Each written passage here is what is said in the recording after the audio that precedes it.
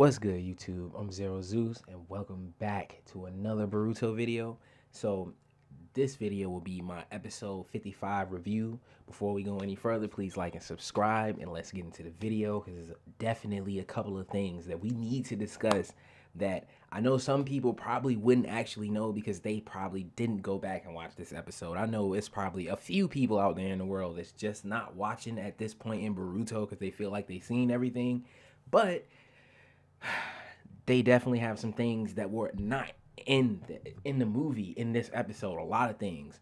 So we gonna get to them right here. Even though one of them being on the screen is what I know one that everybody is happy about, and we are actually at the start of the Chunin exams for real. Like by the end of this episode, they definitely preparing it like, oh, today's the day, and everybody's getting up and they're happy. And but we gonna get into it. We're gonna get into it. So first, the episode starts off. Let me just rewind all the way back. The episode starts off, Boruto was asking Sasuke to be his teacher, and eventually he accepted him.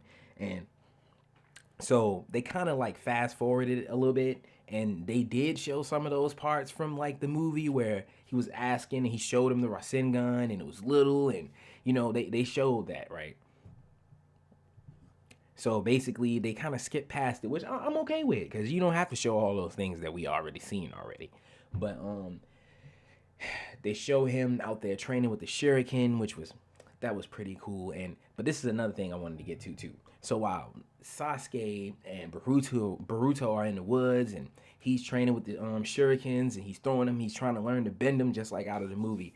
Sarada, right? She eventually shows up the first time when I think Boruto thinks that he denied him when he really accepted him. And so we actually get to see what she was doing in the woods at the time. And I guess she was watching him. I guess she's preparing, trying to make it so she can see where he's at, so she can try to be better. Like she doesn't want to get left behind by Boruto, and he's already figured out how to do the Rasengan, even though she does have the Sharingan. But I understand she don't want to get left behind, and that's cool. And basically, I know everybody already knows that Boruto accepted it. He's gonna be in the Chunin exams. He feel like this will prove something to his father. His father will be there watching. There's no way he can ignore him, and that's the place for him. So Boruto's little attitude towards Naruto, I'm gonna give it a little break in this video because he's giving it a little break. It's like it's less of those moments and it's more of him training and him just struggling between the scientific ninja tool, him feeling like he was weak, and there's all these things still going on with Boruto, and that's cool. That's cool because I know eventually things have to happen a certain way, but this is another thing that I really think is great, even though this stretches the arc out, but we are going to get to see those individual fights. Like it's going to be kind of like back in the day, So I'm cool with that. I'll definitely be happy to see that. Um, what else? What else? I'm trying to think of what was in the beginning because there's some really juicy things I want to get to, but I don't want to get to them too quick. So, besides Boruto and the Chunin exams, I think what else we got? We got Momoshiki and Kinshiki and Yurishiki, which I'm really trying to save those, but I think I'm gonna have to move on to that topic right now. So, one thing I wanted to talk about too was that I like how they I like how it's this little relationship between Yurishiki. Like you can tell, like he's the underling to Momoshiki, but it's like it's like to me it feels like he takes him as a joke, or he has something up his sleeve that like trumps him. Like he knows something that he doesn't, and I kind of like that about him. And he's more like he's less proper. To me, he's really funny.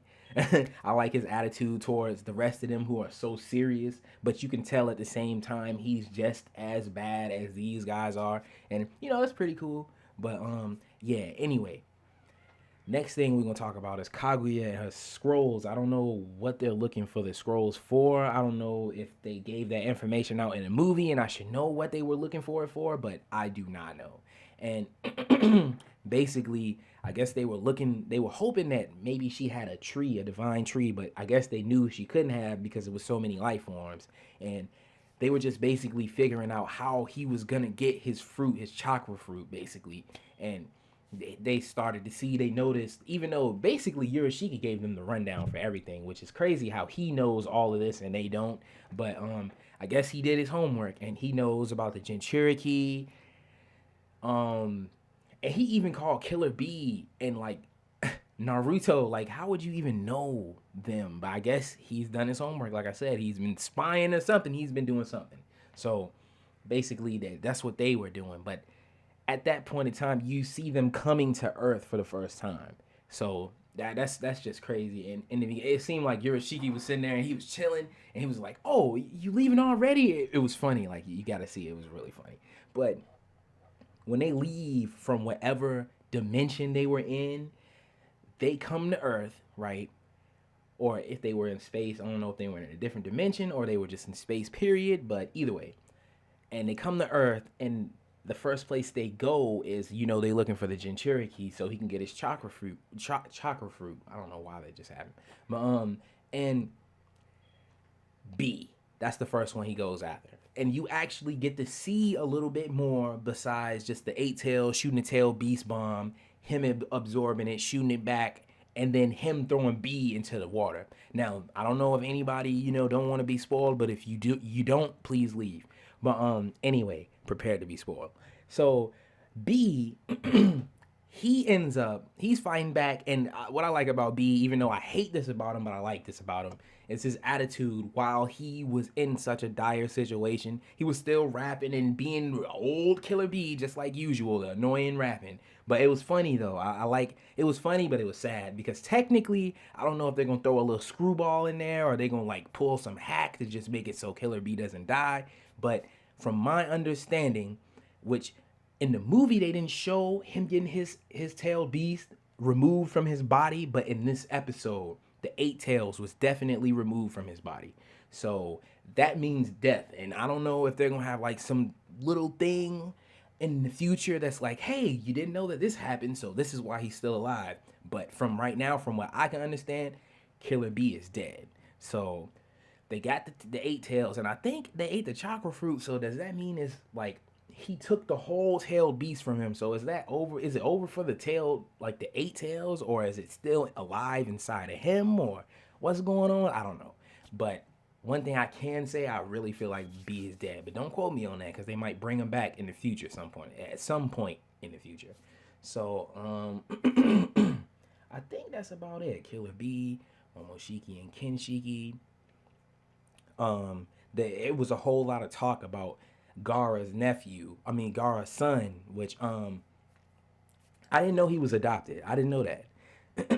I felt like it was, why did they do that? But I don't know.